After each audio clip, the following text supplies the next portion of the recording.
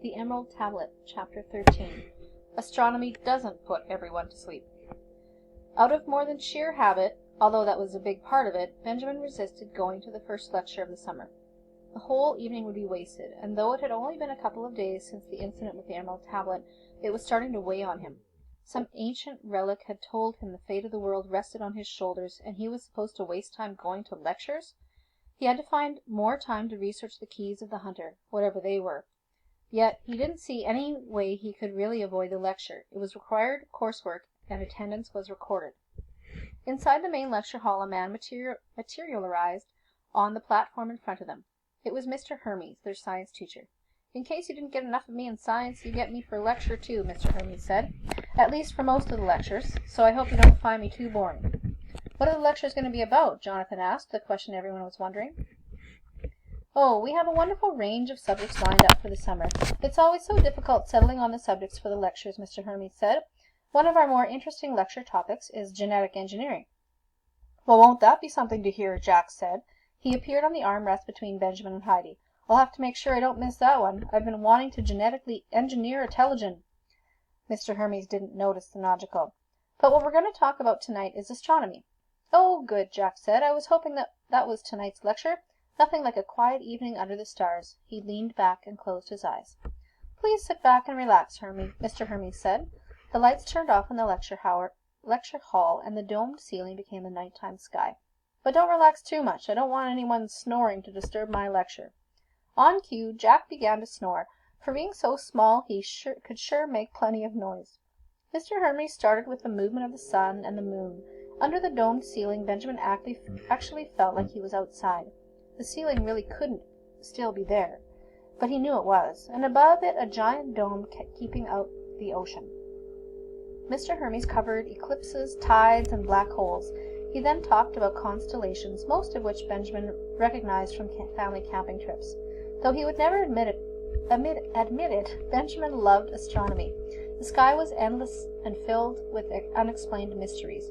Of course, now that he was in Lemuria, his own life had plenty of mystery all on its own.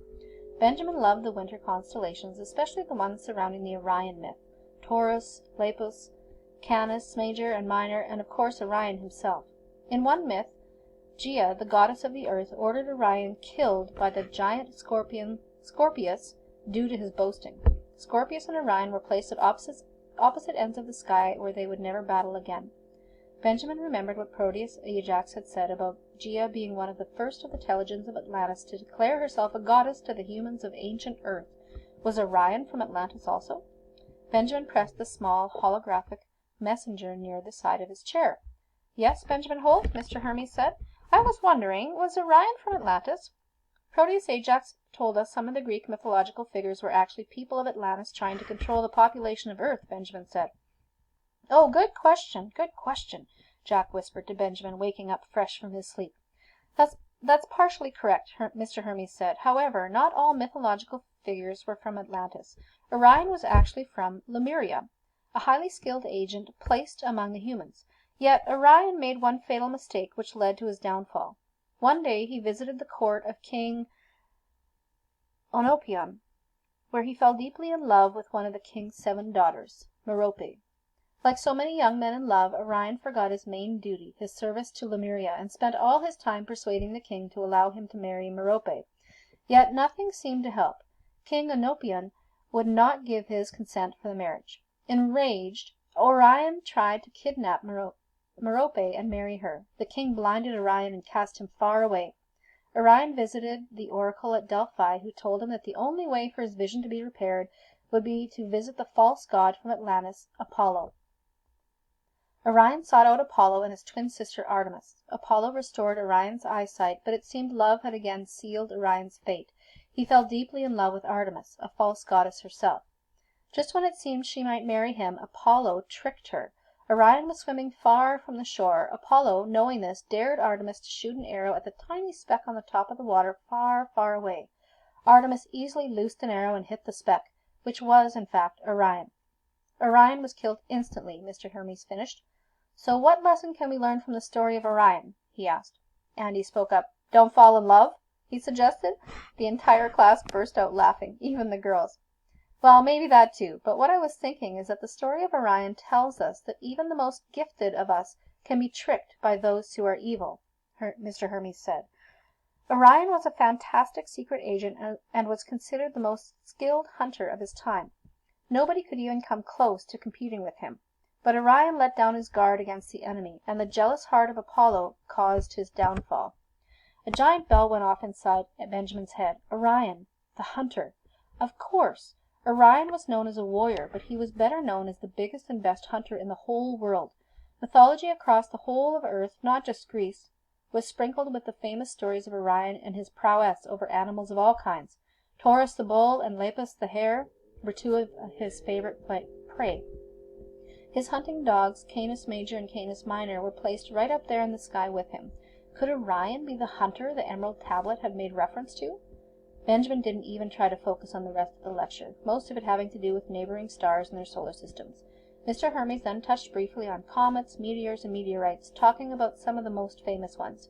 All Benjamin thought about was expanding his search, including Orion, to see if anything would come up having to do with the keys they were looking for. He'd never heard of any stories of Orion using keys, but then he'd never heard of hidden continents under the ocean before this week. It was 10 o'clock when they left the lecture hall. Benjamin purposely fell behind, Andy, Gary, Heidi, and Iva joining him. Jack had left toward the end of the lecture, making excuses about how tired he was, though he'd slept the entire time. Once no one else was around, Benjamin spoke. "Did you guys pick up on that?" he asked. "Pick up on what?" Iva said. "Orion, the hunter." Benjamin accentuated the word. Their tired eyes looked back at him. He rolled his eyes. "Aren't we looking for information about a hunter?" he asked. Oh, yeah, I get it," Gary said, covering his mouth as he yawned. Maybe the hunter is Orion. Is that what you're thinking?" "Yeah, that's what I'm thinking. At least I'm thinking it's worth searching on." Benjamin frowned. "I mean, we don't have anything else to go on right now." "But when are we going to have another chance to search?" Heidi asked. "They've got stuff planned for us like every night." "Well, we can try to do some between classes," Gary suggested. "I don't mind going back to the library." "And Andy and I can snoop around again," Iva said. Andy quickly glanced at Iva and then looked away. Benjamin watched, but didn't think Iva had noticed. "Okay, why don't we just try to do what we can before the weekend? I don't think another couple days will matter that much," Benjamin said. But though none of his friends seemed to agree, he hated to wait any longer. He just wanted to get this whole matter resolved and behind him, find the keys, and be done with it.